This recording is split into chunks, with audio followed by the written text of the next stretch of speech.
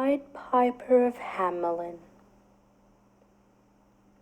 A long time ago, there was a very prosperous city called Hamelin, with lots of corn silos along the river.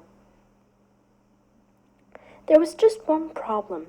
Hamelin had a plague of rats. There were rats all over the city, in the bakeries, in the shops, in the streets, and in the people's homes. The mayor was being pressured to solve the problem, and so he said, "Good citizens of Hamelin, you may rest assured that what needs to be done is being done." But in truth, he had no clue about what to do. The days passed, and the problem got worse and worse. People started to become angry, and they marched to the streets in protest, shouting, "No more rats! No more rats!" Something had to be done quickly. The mayor gathered all his councillors and tried to come up with a plan. "We must dig a hole and bury the rats," one suggested. "We should get a fierce cat to eat the rats," another replied. But clearly none of the suggestions would work. Demoralized, the mayor concluded, "It just can't be done without help. Why don't we give a reward to the person who can solve the problem?" he suggested. Everyone agreed, so a reward of 1,000 gold coins was offered to anyone who could take the rats out of the city. The following day, a strange man carrying a silver pipe came to Hamelin. He found the mayor and said to him, "For 1,000 gold coins, I will save your city from this plague." "And how do you intend to do that?" the mayor asked. "I will play with my pipe, and all the rats will follow me to the mountains where they will stay forever," the man replied. Everyone laughed at the Pied Piper, but the mayor in desperation said, "Oh, please try. We will give you the reward if you succeed." And so the Pied Piper left the room, promising to come back the very next day. In the morning, the Pied Piper reached the city square. He took a deep breath and started to play a tune, and just as he foretold, the rats came flocking to the square.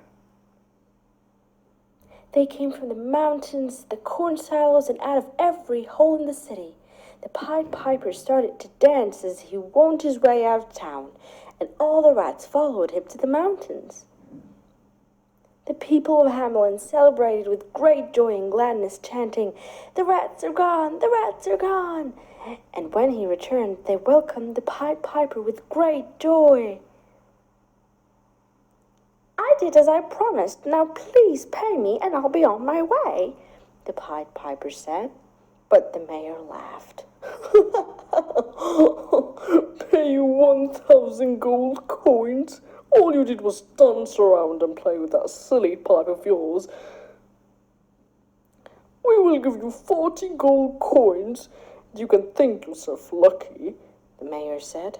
The Pied Piper left the city without saying a word. The next day, very early in the morning, the people of Hamelin awoke to a melody coming from outside and rushed to see what it was. It was the Pied Piper playing a different tune this time. All of a sudden, all the children came running out of their houses and into the street, dancing to the sound of the Pied Piper's music. Their parents shouted, "Come back!" but they seemed hypnotized as they disappeared with the Pied Piper to the mountains. Everyone in Hamelin despaired. They desperately searched high and low for their children for days, but could not find them. Then the Pied Piper returned to Hamelin. The mayor, shamefaced, saw him and begged, "Please bring our children back to us. We'll pay you all the money we promised you." The Pied Piper accepted, with the condition that, from that day forward, the people of Hamelin will always keep their promises. The mayor and the council all agreed.